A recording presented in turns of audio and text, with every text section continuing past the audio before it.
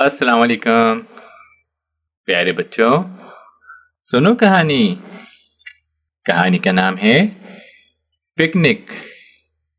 کہانی لکھنے والے ہیں رزاق محمود۔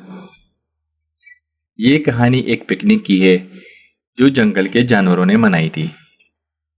نہ جانے یہ کس زمانے کی بات ہے، ایک جنگل کے سب جانوروں نے یہ عہد کر رکھا تھا کہ ہم سب اتفاق سے رہیں گے اور کوئی جھوٹ نہیں بولے گا۔ مگر ایک دفعہ ایک عجیب حادثہ پیش آیا۔ اس جنگل کے درمیان ایک ندی بہتی تھی۔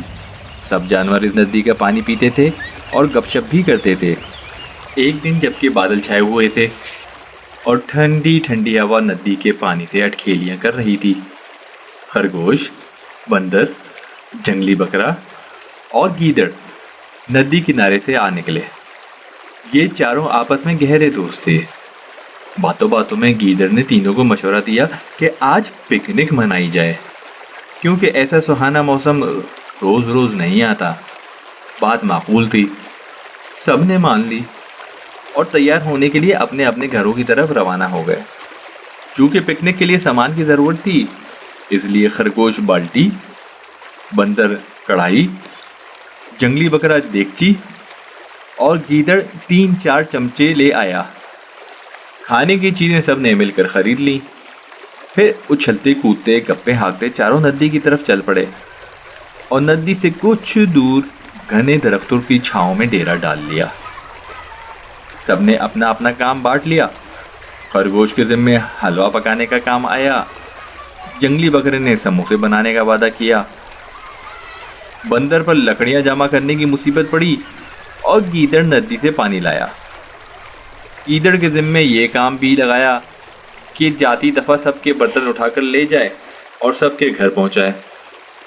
خرگوش، بندر اور جنگلی بکرے کو ایک ضروری کام کے سلسلے میں چیتے خان کے پاس جانا تھا، جو کہ وزیر اعظم تھا۔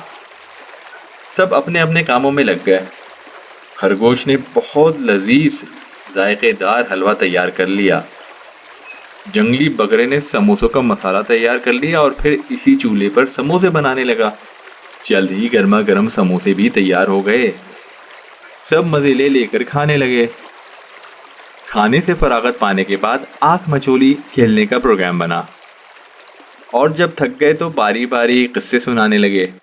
وہ اسی شغل میں تھے کہ چیتے کا ایلچی کینگرو اکڑتا ہوا آیا اور اس نے بتایا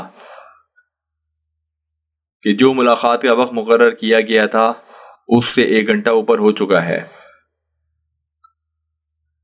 اب تو یہ سب بہت گھبرائے۔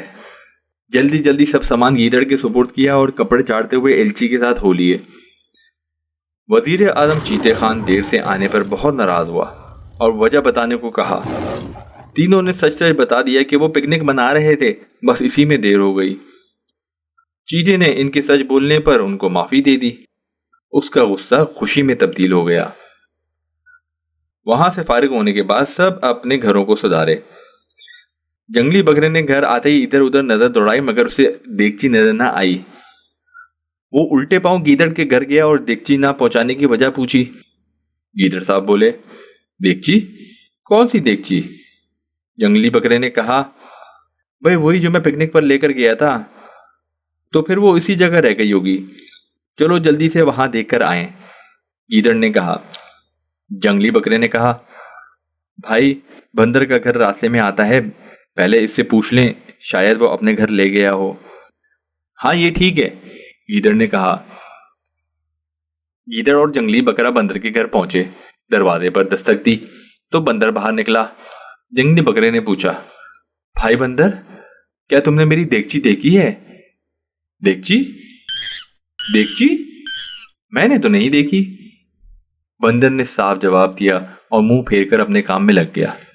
بات اصل میں یہ تھی کہ دیگچی بندر ہی کے پاس تھی۔ اسے دیگچی پسند آ گئی تھی۔ اس کا خیال تھا کہ دیگچی اٹھاتے ہوئے مجھے کسی نے نہیں دیکھا، لیکن تمام چوروں کی طرح اس کا یہ خیال بالکل غلط تھا۔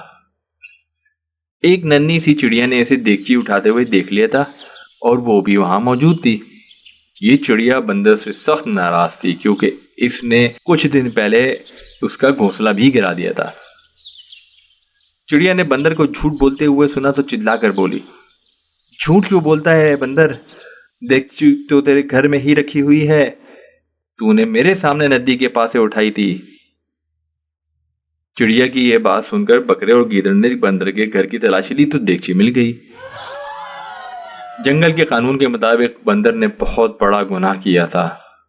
उसे इसी वक्त चीते खान के सामने पेश किया गया और उसने उसे सख्त सजा दी। झूठों को सजा तो मिलती ही है। कहानी खत्म। ये कहानी अप्रैल 1965 में हिदायत रिसाले में शाया हुई थी। प्यारे बच्चों, कहानी पसंद आई तो लाइक करें, शेयर करें, सब्सक्राइब करें और मेरे साथ जुड़े रहें।